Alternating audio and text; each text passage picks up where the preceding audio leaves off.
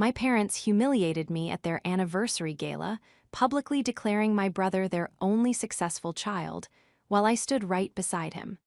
I left silently, heartbroken but resolved. When he later begged for work, I hired him as a janitor, a secret I saved for their next boastful toast. This is where the story truly begins, and you won't want to miss what happens. Make sure you're subscribed to see it through to the end. We're always curious. Where in the world are you all watching from today? Let us know in the comments. The room was spinning, or perhaps it was just the sudden rush of blood leaving my head.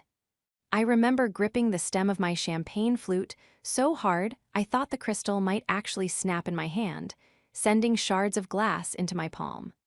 That physical pain would have been preferable to the hollow ache spreading through my chest. It was my parents' 40th wedding anniversary. The venue was exquisite, a ballroom I had quietly paid the deposit for, though nobody knew that.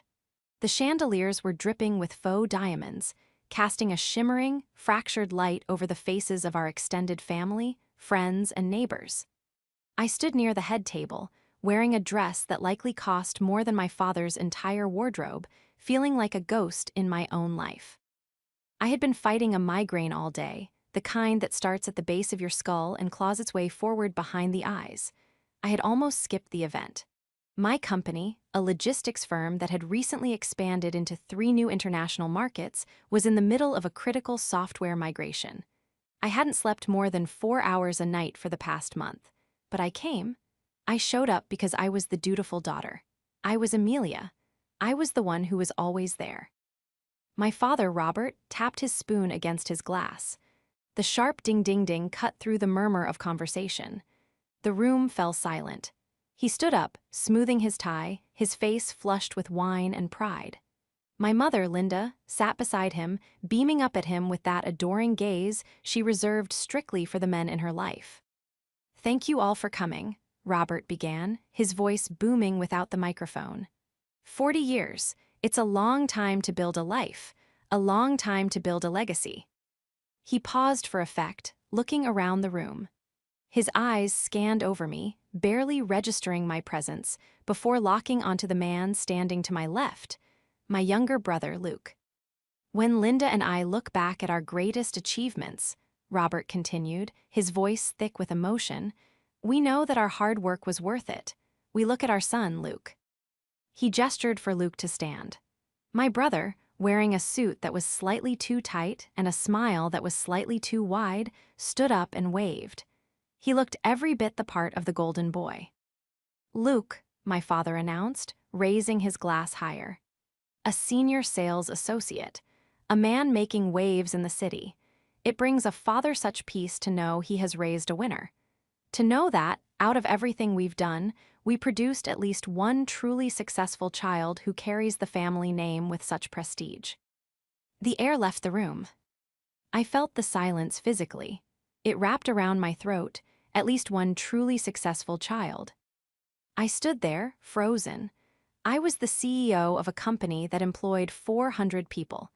I had just been featured in a regional business magazine, a copy of which I had mailed to them, and which I suspected was sitting unopened in their recycling bin. I had bought them their car.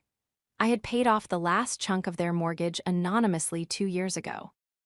But to Robert and Linda, I was just Amelia who did something with computers. Amelia, who was single at 32. Amelia, the runner-up. Luke didn't correct him. He didn't glance at me with an apology. He just basked in the applause, nodding as if he had invented the concept of success himself.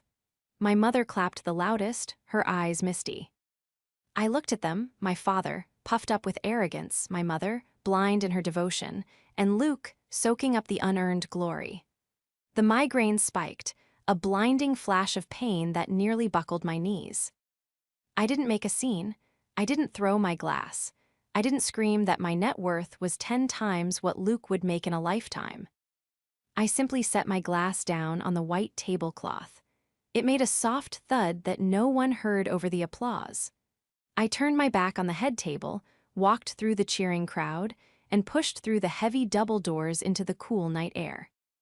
As the heavy doors swung shut, muffling the sound of my family celebrating my brother's mediocrity, I realized something terrifying. The betrayal wasn't just that they didn't respect me. The betrayal was that they didn't even see me. And that realization hurt worse than the diagnosis of the stress-induced ulcers I'd received just a week prior. The valet looked concerned when he brought my car around. I must have looked like a wreck. Kay pale, shaking, possibly on the verge of fainting. "Are you all right, ma'am?" he asked as he held the door open. "I'm fine," I lied, my voice sounding brittle to my own ears. "Just a headache." I drove home in silence. No radio, no podcasts, just the hum of the tires on the asphalt and the rhythmic thweep-thweep of the windshield wipers as a light rain began to fall. The drive gave me time to think, which was dangerous. Usually, when my parents cut me down, I would go home and cry. I would call a friend and vent. I would try to rationalize it. They're old-fashioned. They don't understand the tech industry. Luke needs the validation more than I do. But not tonight. Tonight, the tears didn't come. Instead, a cold, hard stone settled in my stomach. I parked in the driveway of my house, a modern, sprawling glass and stone structure that I loved, and which my mother had visited exactly once. She had called it cold and asked why I needed so much space if I didn't have a husband to fill it. I walked into the kitchen and poured myself a glass of water. My phone buzzed on the counter. It was a text from Luke. "Luke, where'd you go? Mom's asking why you left before the cake. Kind of rude, aim." I stared at the screen. Kind of rude. I didn't reply. I deleted the thread. The next few weeks were a blur of work, which was my sanctuary. At the office, I wasn't the disappointing daughter. I was the boss. I was the architect of complex supply chains. I commanded respect not because of my gender or my birth order, but because I was good at what I did. I threw myself into the software migration. I worked 16-hour days. I stopped calling my parents on Sundays. They didn't notice. In fact, the only time I heard from them was 3 weeks later, when my mother called to tell me about Luke's new apartment.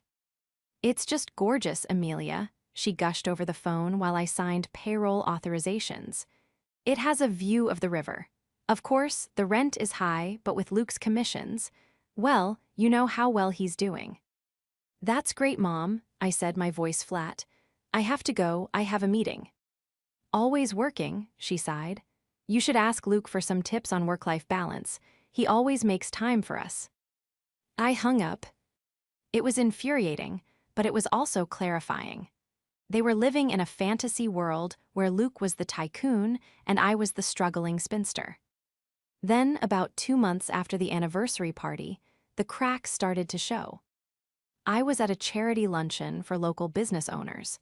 It was the kind of event where everyone wears name tags and exchanges stiff handshakes. I was there to represent my company, Helix Logistics. I was standing near the buffet when I overheard 2 men talking. One of them was the regional director for the sales firm Luke worked for. I recognized him from Luke's social media posts. "Had to let him go," the director was saying, shaking his head. "Nice kid, plenty of charm, but he couldn't close a door, let alone a deal. And the expense reports, a nightmare. We're still auditing the last quarter." My ears perked up. I froze, hovering over a tray of mini quiches. "Who was it?" the other man asked. "Luke," the director said. "Luke last name. Shame, he talked a big game." I quietly moved away, my heart pounding. Luke had been fired for incompetence and questionable expenses. I waited for the family group chat to blow up. I waited for the panicked call from my mother. I waited for Luke to ask for a loan. Days passed, then weeks. Nothing. On social media, Luke was posting photos of business lunches, which I now realized were just solo lunches and captions about the grind. My parents were still commenting, "So proud," and "Keep it up." He hadn't told them. He was lying to them. He was pretending everything was fine, likely burning through his savings and credit cards to maintain the illusion of the successful child. I sat in my office chair, spinning slowly, looking out at the skyline. A slow, dark smile touched my lips for the first time in months. They thought I was powerless. They thought I was invisible. But they had forgotten one crucial thing. I owned the game they were trying to play. I knew the truth. And in business, information is the deadliest weapon of all. To understand why this betrayal cut so deep, you have to understand the history. I didn't just exist alongside Luke. I had spent my entire life propping him up. When we were in high school, I was the one who proofread his essays because he couldn't focus.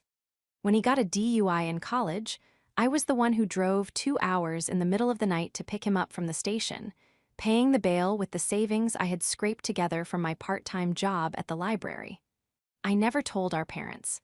I let them believe his lie that he had lost his wallet and needed cash. I had spent decades catching him before he hit the ground, purely because I loved him. I wanted him to succeed. I thought we were a team against the world, or at least against the high expectations of our parents. But the dynamic shifted 6 months ago when Vanessa entered the picture. Vanessa was Luke's fiancée. She was beautiful in a very curated, sharp-edged way, always perfectly manicured, perfectly highlighted, and perfectly condensing. She worked as an influencer consultant, which, as far as I could tell, meant she spent a lot of time taking photos of her brunch and telling other people how to look rich. She had identified the power dynamic in our family immediately.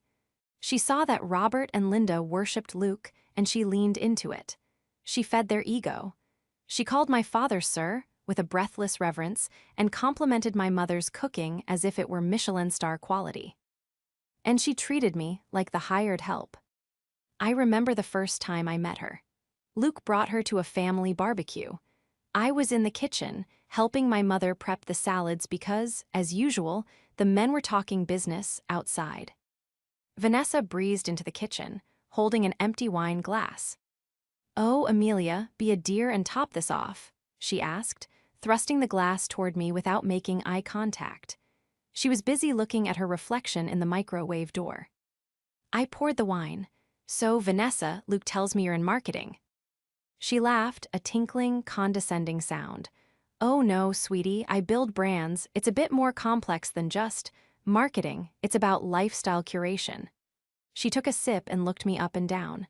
"Luke says you do data entry or something. That must be relaxing, low stress." "I own a logistics firm," I corrected her gently. "We handle supply chain management for." Right, computers," she waved her hand dismissively. "That's good for you. It's important to have a little hobby to keep you busy until you settle down." My mother, who was chopping cucumbers nearby, chimed in. "Yes, Amelia works very hard at her office, though we keep telling her a career isn't everything. Vanessa, did you see the ring Luke picked out? He has such impeccable taste." Vanessa beamed, flashing the diamond that I knew Luke had put on a credit card with an obscene interest rate. "He really does. He's going to take such good care of me. It's so rare to find a man who is truly a provider these days." She shot me a look then. It was brief, but it was lethal. It was a look that said, "I know you're the loser here. I know I've won the prize, and I'm going to make sure everyone knows it." From that day on, Vanessa was the architect of my isolation. She whispered in Luke's ear. She encouraged him to skip my birthday dinner because they had reservations at that new exclusive spot. She was the one who nodded vigorously when my father made jokes about my spinsterhood. She was the one driving the golden child narrative because her entire lifestyle depended on Luke being the success story. If Luke failed, Vanessa's image failed. So when I found out Luke had lost his job, I knew who the real enemy was. It wasn't just my brother's incompetence, it was Vanessa's ambition. She wouldn't let him confess to our parents. She would force him to lie, to dig a deeper hole, just to keep the provider narrative alive. They were a dangerous pair, a desperate liar and a ruthless climber, and they were about to walk right into my world. It was 3 months after the anniversary party when my office phone rang. My executive assistant, Sarah, buzzed me. "Amelia, there's Mr. Luke here to see you. He doesn't have an appointment, but he says he's your brother. He says it's an emergency." I swiveled my chair around, facing the door. I had been expecting this call, though I hadn't expected him to show up in person. The desperation must have been at a breaking point. "Send him in," I said, my voice calm. I straightened my blazer. I looked at the framed photo on my desk, not of my family, but of my team on the day we launched our flagship software. The door opened, Luke walked in. He looked terrible. His suit was wrinkled, his eyes were bloodshot, and that golden boy shine was completely gone. He looked like a man who hadn't slept in weeks. He looked like a man who was drowning. "Hey, sis," he said, trying to summon a smile that faltered immediately. "Nice office. Bigger than I thought." "Hello, Luke," I said, not standing up. I gestured to the chair opposite my desk. "To what do I owe the pleasure?" He sat down, fidgeting with his cufflinks. He looked around the room, taking in the floor-to-ceiling windows, the modern art, the hum of serious business happening just outside my door. For the first time, I saw genuine fear in his eyes. "I need a favor," he whispered. "I'm listening," I said. I'm in between opportunities right now," he stammered, using the corporate speak Vanessa had probably coached him on. "Just a temporary transition, but cash flow is a little tight. Vanessa, she has expectations. The wed. Ding deposits are due, the rent." He took a breath and looked at me, his eyes pleading. "I need a job, Amelia, just for a bit, until I land the next big director role. I know you have this. Company, can you find a spot for me? Sales, management, anything." I looked at him. I looked at the brother who had let our father humiliate me. I thought of Vanessa, who called my life's work a hobby. "I do have an opening," I said slowly. "We had a sudden vacancy this morning. It's immediate start, full benefits." Luke slumped with relief. "Oh, thank God. Thank you, Aim. I knew I could count on you. VP of Sales, Regional Manager." "No," I said, my voice dropping an octave, becoming the voice of the CEO. "Those positions are filled by qualified professionals." I slid a folder across the desk. "The position is on the facilities maintenance team, specifically sanitation." Luke froze. "You want me to be a janitor?" "It pays $22 an hour," I said coldly. "Take it or leave it." Luke stared at the word sanitation on the contract as if it were written in an alien language.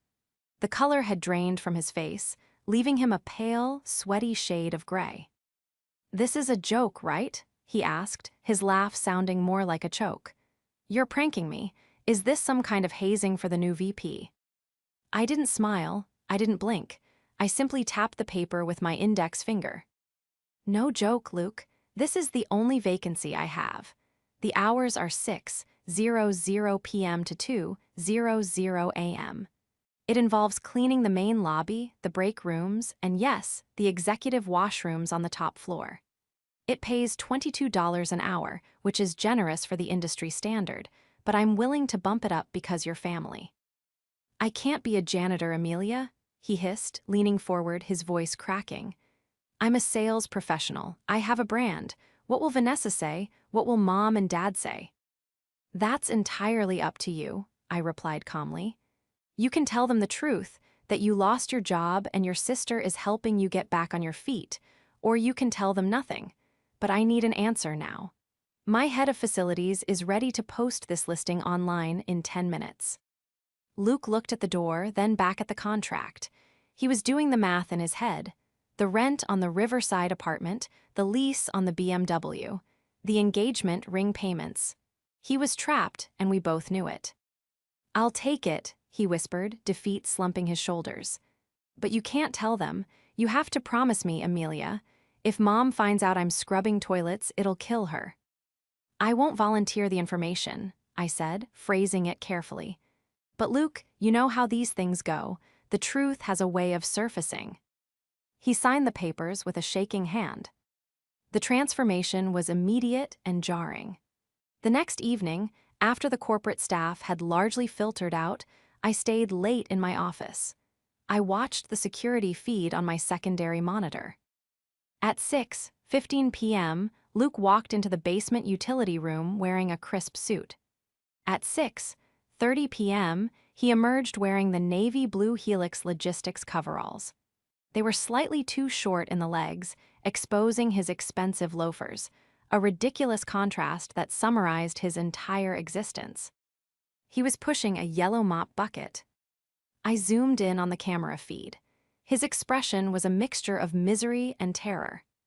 Every time a late-working employee walked past him in the hallway, he ducked his head, pretending to inspect a smudge on the floor, terrified of being recognized.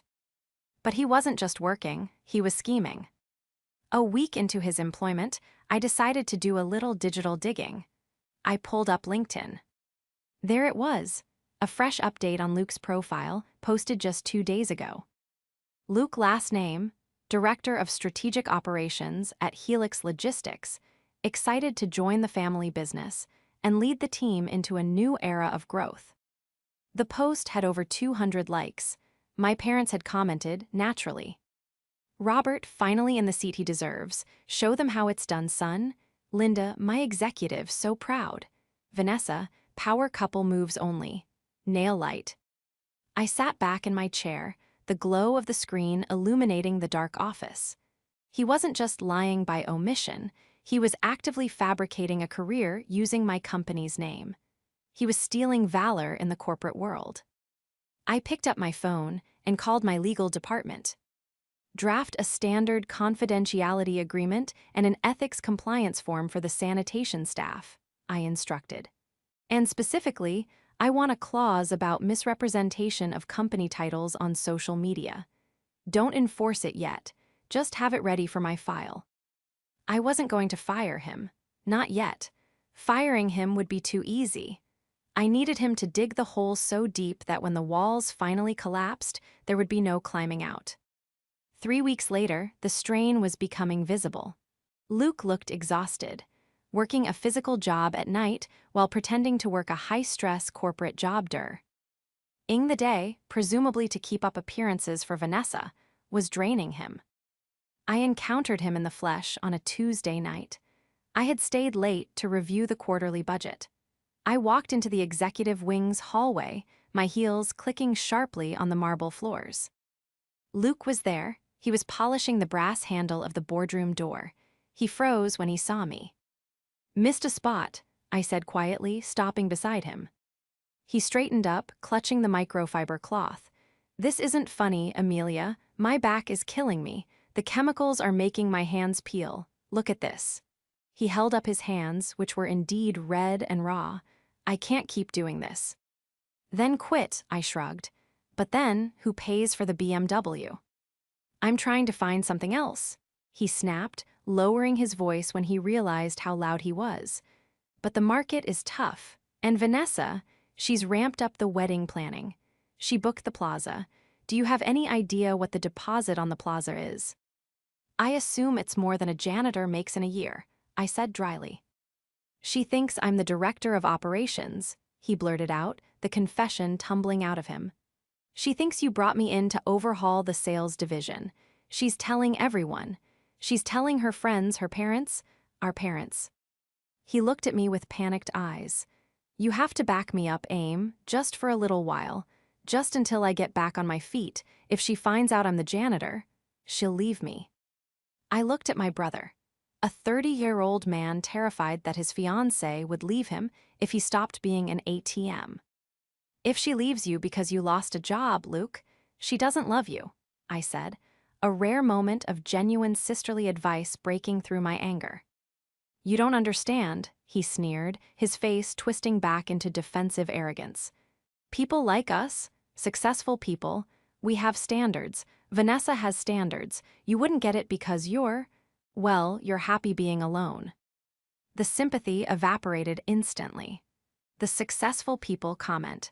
Even while wearing a janitor's jumpsuit, standing in the hallway of the building I built, he still believed he was above me. Get back to work, Luke, I said, my voice ice cold. The executive washroom on the north side is out of paper towels. Fix it. I walked away, leaving him fuming. The real test came 2 days later. My receptionist called me, her voice hushed.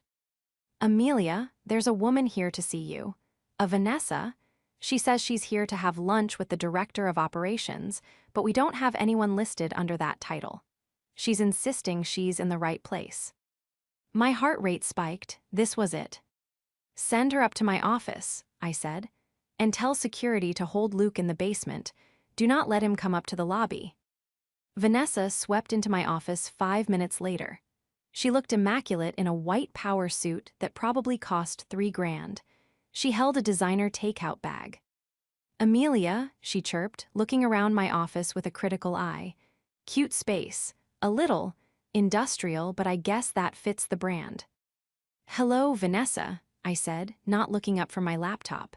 To what do I owe the visit? I'm here to surprise Luke for lunch, she said, setting the bag on my conference table without asking. He's been so busy with the new promotion. He says he's basically running the place for you. It's so sweet of you to finally admit you needed his help. I told him, Luke, go in there and save that company. I stared at her. The audacity was breathtaking. She truly believed that I, the founder, needed her unemployed fiancé to save my multi-million-dollar corporation. Luke is unavailable, I said. He's currently deep in the trenches, dealing with some very messy situations in the sanitation department. Oh, delegating to the lower staff? She laughed. Good for him. He needs to learn to crack the whip. Well, just tell him I stopped by. And tell him my mother expects you both for dinner next Saturday, a little celebratory family gathering. She walked to the door, then turned back, her eyes narrowing. You know, Amelia, she said, her voice dropping to a conspiratorial whisper. It's really big of you to step aside and let Luke take the lead. Not many sisters would be secure enough to let the brother be the star. It suits you, being in the background.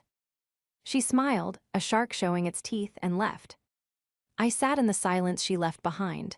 My hands were shaking, not from fear but from rage. Step aside. Background, star. She had just handed me the detonator. Dinner next Saturday, I whispered to the empty room. Perfect. The week leading up to the celebratory dinner was a study in psychological warfare. My parents called me incessantly. We are just so relieved, my mother said on Tuesday. We were worried about Luke for a while there with his old job, but now, director of operations. Amelia, why didn't you tell us you were giving him such a huge responsibility?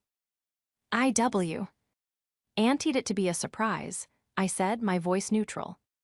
Well, Robert is just over the moon, she continued. He's been telling the guys at the golf club that Luke is finally taking over the family legacy. He says it's good to have a man at the helm of the company. You know how he worries about you handling the stress. I gripped the phone so hard the plastic creaked. Taking over, a man at the helm. I know, Mom, I said. Dad has always had strong opinions. We're going to make a big toast at dinner, she promised. You make sure you're there on time, don't be late with work. This is Luke's night.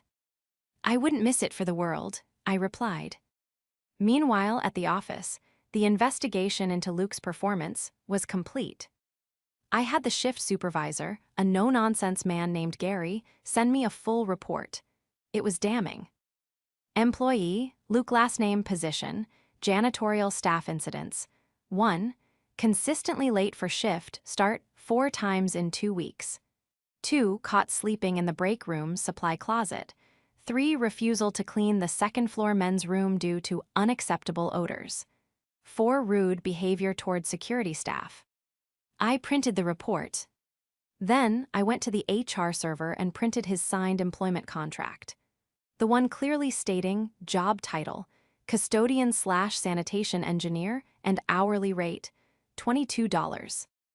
I also printed a screenshot of his LinkedIn profile claiming to be director.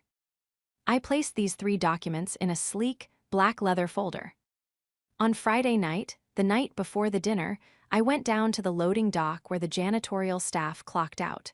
Luke was there, looking like a zombie. He had bleach stains on his cuffs. Big dinner tomorrow, I said, leaning against the wall. Luke jumped. Jesus, Amelia, don't sneak up on me. Are you ready? I asked. Yeah, he wiped sweat from his forehead. Look, about tomorrow, Dad is going to make a speech. Just, please, let him have this. Let me have this. I'm applying for other jobs. I have an interview next week. I'll be out of your hair soon. Just nod and smile, okay? You want me to lie to them, Luke?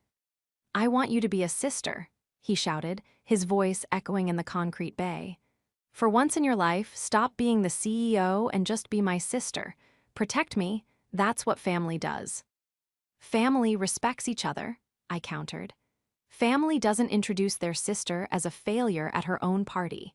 Family doesn't let their fiancé belittle the person paying their bills. Vanessa is just spirited, he muttered. She's a bully, Luke, and you're a coward. He stepped toward me, his face red. You're jealous, that's what this is. You're jealous that even when I'm mopping floors, they love me more than you. You can buy the building, Amelia, but you can't buy their pride. I'm still the son. The silence that followed was heavy and absolute. He had said the quiet part out loud. He knew it. He banked on it. He was weaponizing their favoritism against me, convinced that I was so desperate for their love that I would swallow any indignity just to keep the peace. He was wrong. You're right, Luke, I said softly. I can't buy their pride, but I can certainly clarify what they're proud of. I pushed off the wall and walked away. What does that mean? He called after me, a hint of panic returning to his voice. Amelia, what does that mean? I didn't look back. I went straight to my car, the black leather folder tucked safely in my bag. The drive home was strange. I felt a sense of calm I hadn't felt in years. It was the calm of a soldier who has finished cleaning their rifle and is simply waiting for dawn. I arrived home and laid the outfit for tomorrow on my bed, a sharp crimson-red dress, armor. I reviewed the plan. The dinner, my parents' house. The guests, Mom, Dad, Luke, Vanessa, me, and Aunt Carol, the family gossip. The subject, Luke's meteoric rise to the top of Helix Logistics. I opened the folder one last time. I looked at the contract with Luke's signature. They wanted a successful child. I would show them exactly what success looked like. Success wasn't a title you lied about on the internet. Success was the power to hire, to fire, and to expose the truth. I closed the folder. The trap was set. All they had to do was walk into it. And knowing my family, they would run into it head first, champagne glasses in hand. My parents' house smelled of roast beef and expensive perfume, the scent of a celebration that hadn't been earned. I walked in 5 minutes late, deliberately. The crimson dress fit like a second skin, a stark contrast to the beige and pastel tones my mother favored for her home decor. There she is, my father, Robert, boomed from the dining room. He was already holding a glass of scotch. The silent partner, come in, Amelia, come sit. We're just hearing about Luke's new corner office. I walked into the dining room. The table was set with the good china, the gold-rimmed plates usually reserved for Christmas or visits from the bishop. At the head of the table sat my father. To his right, Luke. Next to Luke, Vanessa, looking predatory and pleased. Aunt Carol sat across from them, her eyes darting around, eager for news to spread to the rest of the extended family. Hi, everyone, I said, taking my seat at the far end, opposite my father.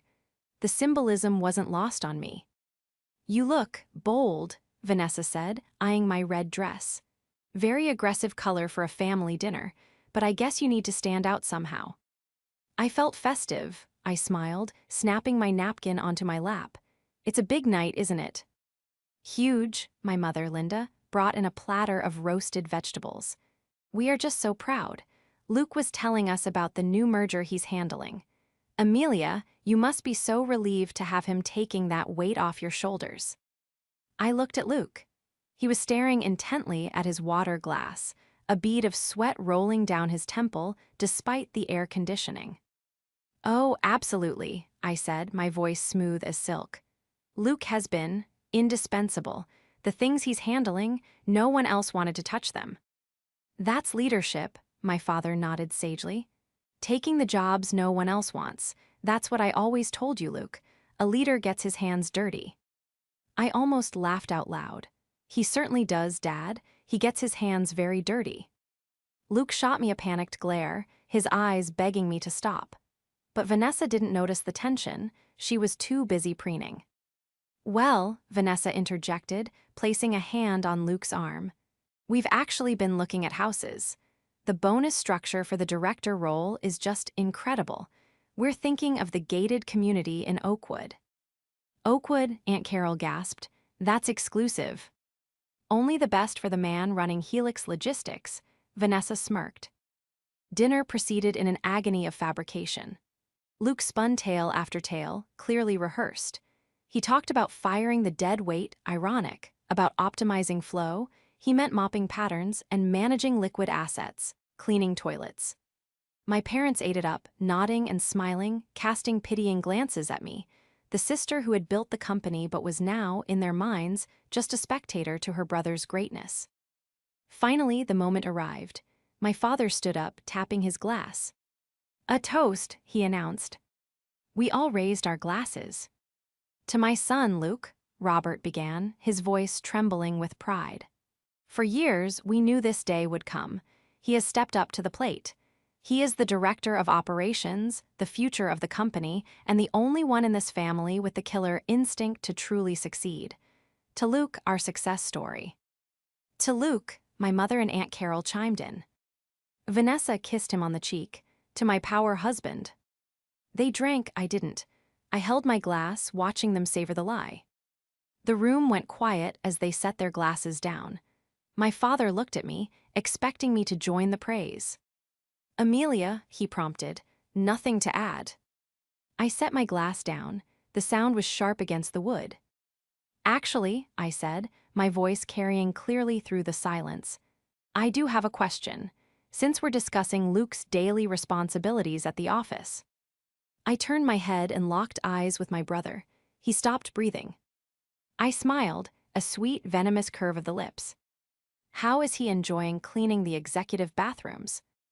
The silence that followed wasn't just quiet, it was a vacuum. It sucked the air out of the room.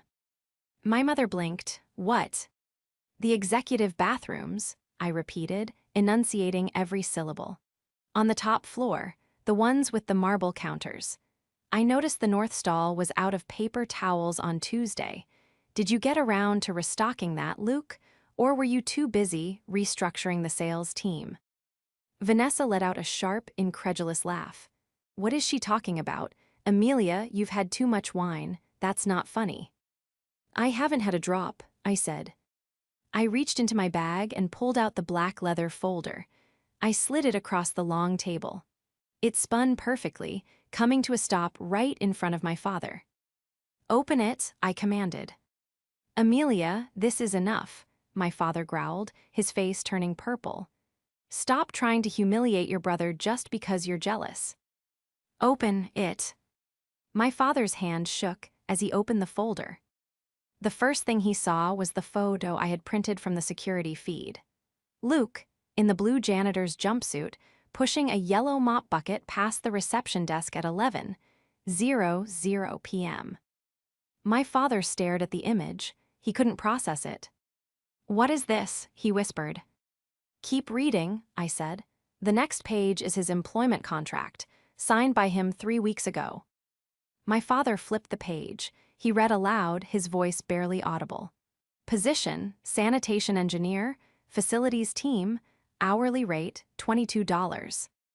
"That's a lie," Luke suddenly shouted, jumping up so fast his chair fell backward with a crash. "She forged it.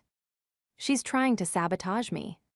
"Sit down, Luke," I said, not raising my voice. "Or I'll play the audio recording of you begging me for the job because you were broke and terrified Vanessa would leave you." Vanessa slowly turned her head toward Luke. The adoration was gone, replaced by a look of dawning horror and absolute disgust. "You're a janitor," she whispered. "It's a temporary thing," Luke stammered, reaching for her hand. She recoiled as if he were contagious. Baby, listen, I'm consulting.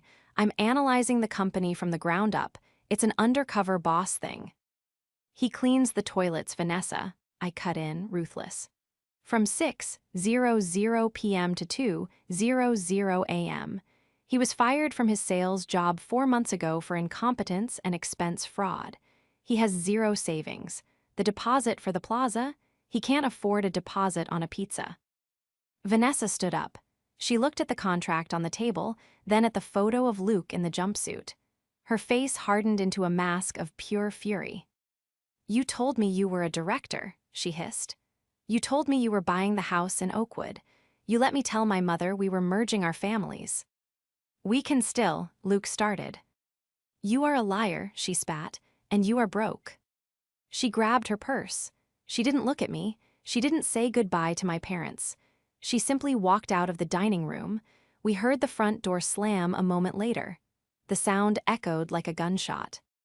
Luke stood there, swaying slightly. My mother was weeping into her napkin. Aunt Carol was staring at the photo of the mop bucket with her mouth hanging open. My father looked up from the folder. He looked old. All the bluster, all the arrogance had drained out of him. He looked at his golden child, then he looked at me. "Why?" he asked me, his voice cracking. "Why would you do this? Why would you shame him like this in front of family?" "I didn't shame him, Dad." I stood up, smoothing my dress. "You did.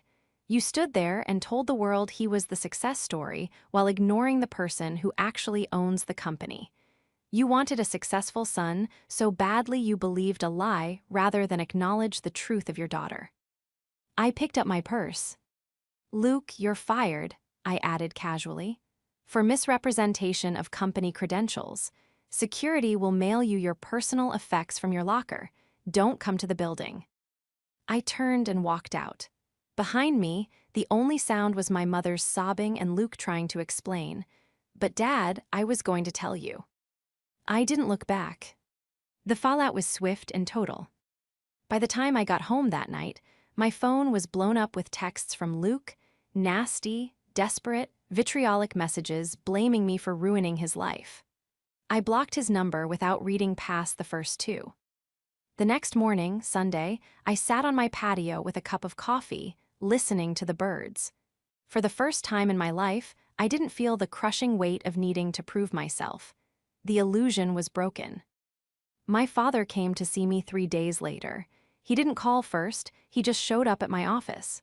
My assistant tried to stop him, but I buzzed him in. He stood in the middle of my office, my real office, with the panoramic view of the city, and looked around as if seeing it for the first time. He looked at the awards on the shelf. He looked at the busy floor of employees outside the glass walls. "I didn't know," he said quietly. "You didn't ask," I replied, not looking up from my monitor. "He lied to us, Amelia, for months." "And you made it easy for him," I said, finally turning to face him. "You made it so clear that you only valued status and appearances that he felt he had to lie to exist in your world. And you made it so clear that I was invisible that I had to burn the house down just to be seen." He flinched. "We never meant to make you feel invisible. We worried about you. You work so hard, you're alone." "I'm not alone, Dad," I gestured to the company around me. "I built a community. I built a legacy. You just didn't recognize it because it didn't look like the one you wanted." He stood there for a long time, twisting his hat in his hands. He wanted absolution. He wanted me to say it was okay, that we could go back to normal. "I'm sorry," he said finally. It was stiff, difficult for him. "Thank you," I said, "but apologies don't change the past, and they don't change the fact that Luke needs to grow up. If you bail him out this time, if you give him money or let him move back in, you are destroying him. Let him fail. It's the only way he'll ever actually succeed." I don't know if he listened, but I do know that Luke moved into a small studio apartment across town. Vanessa never spoke to him again. Rumor has it she was engaged to a hedge fund manager within 3 months. Luke eventually got a job at a car rental agency. An entry-level job. No fancy titles, no executive washrooms. Last I heard, he was actually showing up on time. As for me, I stopped attending the Sunday dinners. I stopped seeking their approval. I started spending my weekends hiking, traveling, and mentoring young women in business. The relationship with my parents is polite, distant. We talk about the weather, we talk about sports, but we don't talk about success. We don't need to. The silence at that dinner table said everything that ever needed to be said. I realized that night that I had spent 30 years trying to win a game that was rigged against me.